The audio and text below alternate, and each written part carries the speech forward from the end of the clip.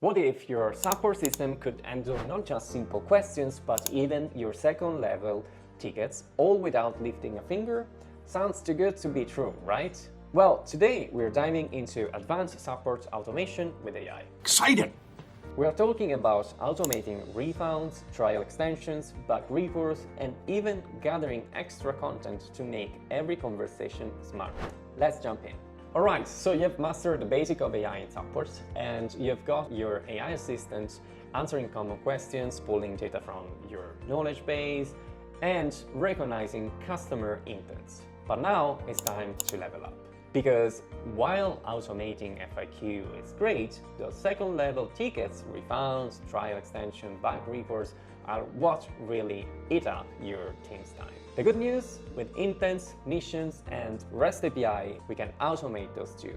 And by the end of this lesson, you will have a solid plan for taking these workflows from manual to magical. And this is the reaction Carola had talking about how they handle those second-layer tickets in seconds instead of weeks. Wow. So as you can see, this is so important, and second-level tickets are the ones that usually requires a little more effort, collecting customer data for a refund request, back and forth gathering data, verifying details before extending a trial, submitting a detailed report back. But here's the problem. These tasks can pile up, slow down your team, and frustrate your customers. And sure, you can assign this conversation to a human, but why not let your AI handle it instead? With advanced automation, Aura, your assistant can do the heavy lifting, like asking the right questions, gathering data, and even triggering actions through a REST API. Therefore, your team spends less time on repetitive tasks and more time on the stuff that actually matters. So here's the game plan for today. Okay. We will look at 4 advanced workflows you can automate with AI. First, refund requests, trial extensions, bug reports, and asking follow-up questions for additional context. For each one, we will go over how it works, how to set it up, and how to make sure it's running smoothly. Plus, I'll show you some chat flows templates to get you started. Let's start with refunds. Okay, refunds are a perfect example of a task that's repetitive but requires precision. Here's how you can automate it. Step 1. Let's use the intent recognition type of chat flow. When a customer reaches out saying, I would like a refund, the AI assistant detects the intent refund request. Step 2. This will launch a mission to collect data. The mission is where the assistant asks the customer for all the information your team needs, like plan type, invoice number, last 4 digits of payments, and that would process basically the data of your customer. Step 3, trigger an action with REST API. So once the data is collected, the assistant uses a REST API to send it to your payment processor, initiating the refund automatically for you. No back and forth emails, no manual steps. Everything is just working in a seamless process from start to finish. Let's see how it works. We created a template for you, so you can just click over here and click on the refund. Now, if you click on the intent, you're gonna see that the description is quite easy. The user wants a refund. I want a refund. I've been billed twice last month. You can provide different matching intent examples if you see that your customers are asking for a refund in a different way. Now, we're going to collect some data over here with AI mission. Let's say you need to understand if the user is eligible for the refund and the user to provide the email you sent the invoice to, the amount of the refund, and the amount of the invoice. So by prompting the mission this way and by adding these conversation properties, now we can actually send this data to your backend, check if they're eligible for it, and then with the response we're going to tell the customer if the refund could be processed or not. So this is the AI mission. It's fairly simple. Now, instead of assigning this, of course you can assign it to any of your team whenever the mission finished to collect the data for you, but we're going to do way much more. So we're going to use a REST API over here. And let's say you already got your dedicated REST API to understand if the customer is eligible, something like api.company.co. Now you can add, of course, some environment variables. Now you can also authenticate those REST API, of course, and you can save the API keys in one of your end variables under your project settings. So once you got that, you can just recall it this way. Now, let's say I want to pass all the information I've been collecting with Aura, and now I can customize the full body. For example, invoice, email, and then I want to recall it over here. Invoice email, cool. Now I can pass anything over here that I already connected. Now I can also capture the response, okay? And this is the way to pass the data from your backend to Aura as well, and keeping it under a conversation property. So this is, of course, this is extracting the data with a JSON dot notation and store it into a property.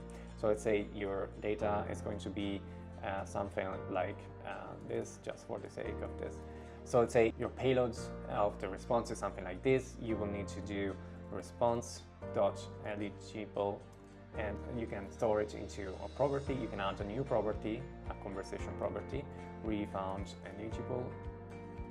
Now you can store it under true false. You can create the property, that will be it. Now you can do the same with reason, response.reason, and this would be again another conversation property, refund response reason. This would be a text, and that would be it. Now we don't need this anymore. Cool. So we're sending out to you, to your backend, the invoice email you collected with Aura, and now we're expecting back a response eligible true false and a response reason with a response reason over here. Now, when there is a success, of course, you can pass this information again to another mission, giving it the context of what you did receive, for example, the reason, and as well the refund eligible.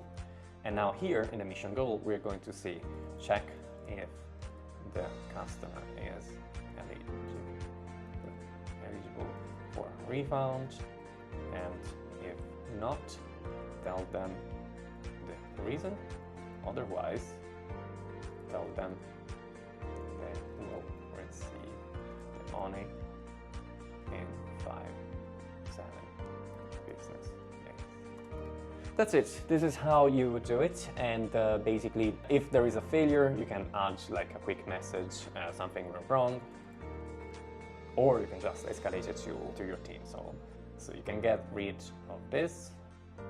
So if your backend is failing, you can, of course, assign this to your support team.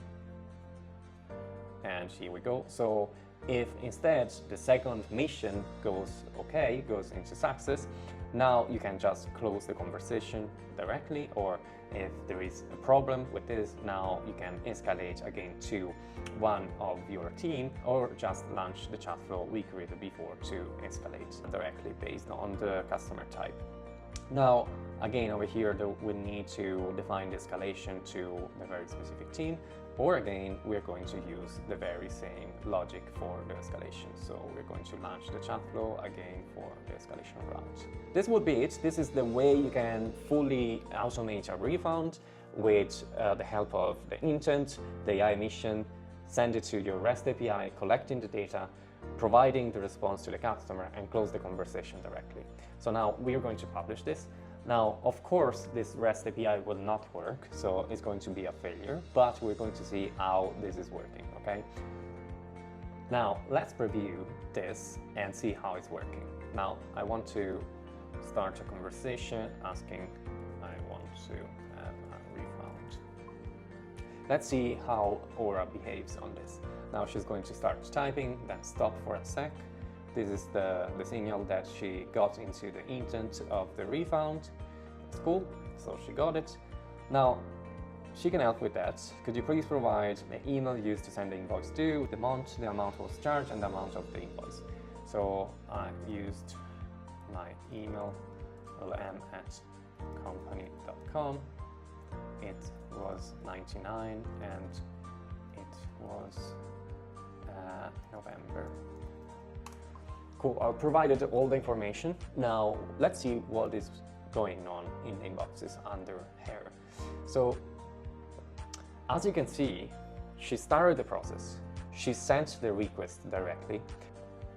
Now, of course, this is a fake request, so she behaved the exact way we wanted. So the chatbot would escalate directly to the customer support instead of doing and going ahead with the other mission.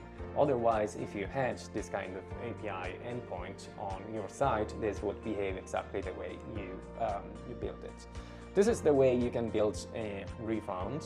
Now, let's talk about trial extensions. And here's the challenge. Customers often request extensions at the last minute, and process them manually can slow down everything.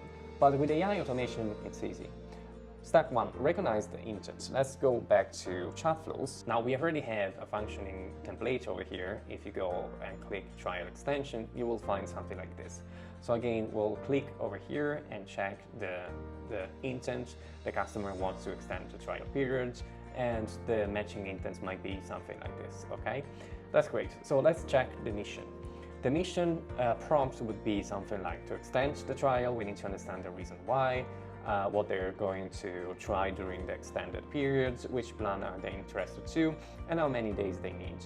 If they want, you can of course get rid of this part, so you can customize it, but this is something that could work.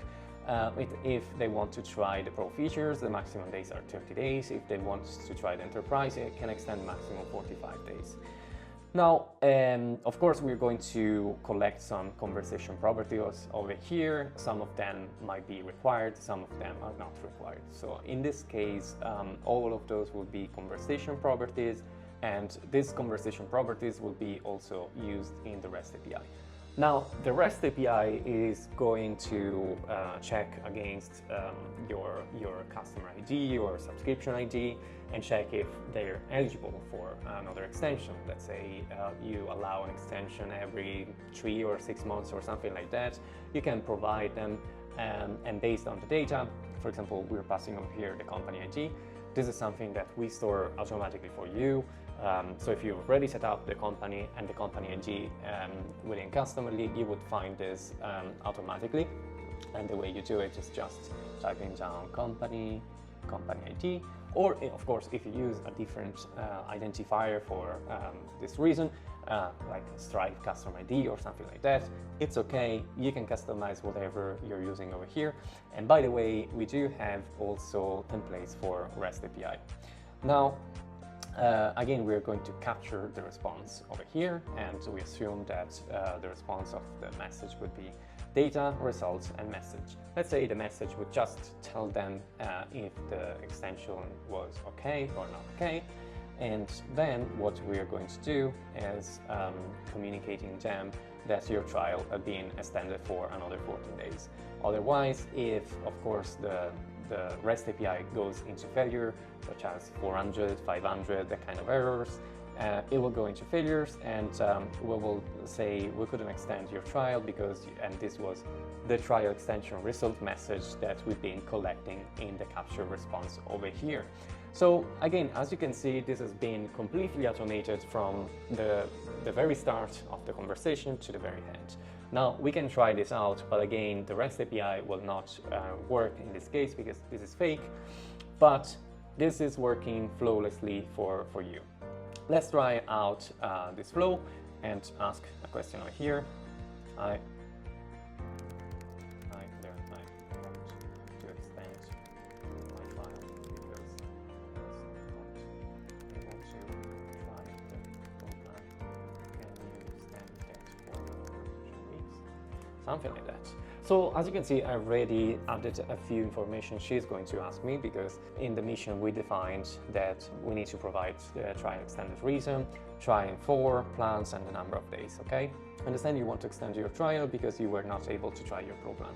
Could you please confirm which feature you will be trying during an extended period? Again, this is something cool that you can add or not. I want to try your AI services. Cool. Now, if we go under the conversation and see what's going on, as you can see, she fired, of course, the intent. She gathered the informations over here, trial extension reason. days and trialing 4 AI services. Now she's asking another question. Thank you for information. Can you please confirm which plan you're interested in? The options are Startup, Pro, or Enterprise. Now, these are properties that I specifically told the AI in the mission that are completely different, of course.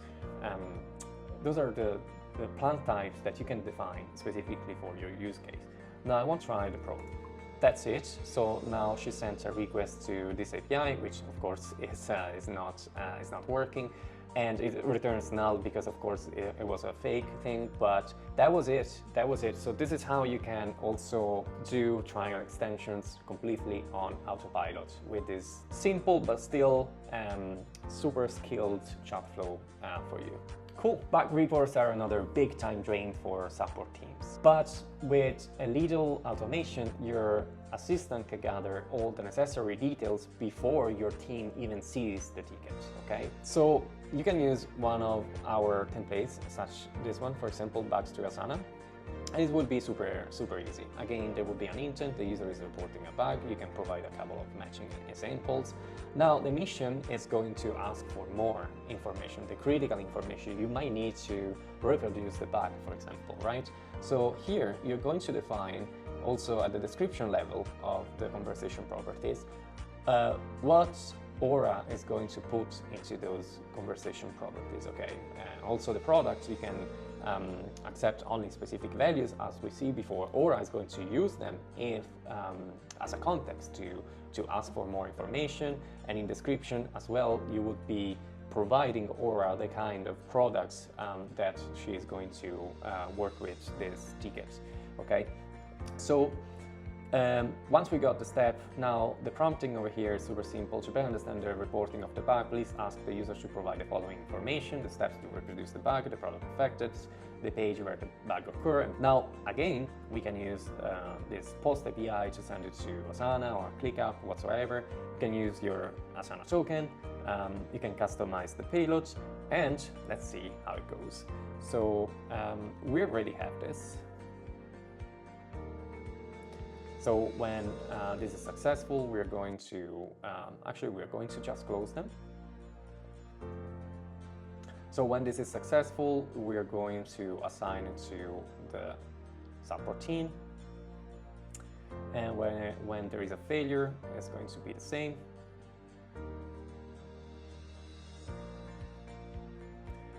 And the escalation would be, again, the very same support. Okay, now let's publish this. See how it goes.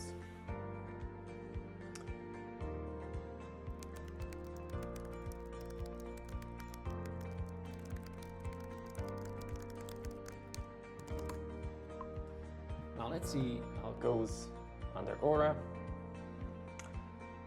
Now, you see, she met the intent now. She asked me questions regarding if you're experiencing issues, could you please provide the following information to help us understand the problem better? The step to reproduce the bug, the specific product affected, conversation, blah, blah, blah. Now, I'm going to provide, of course, all of this information.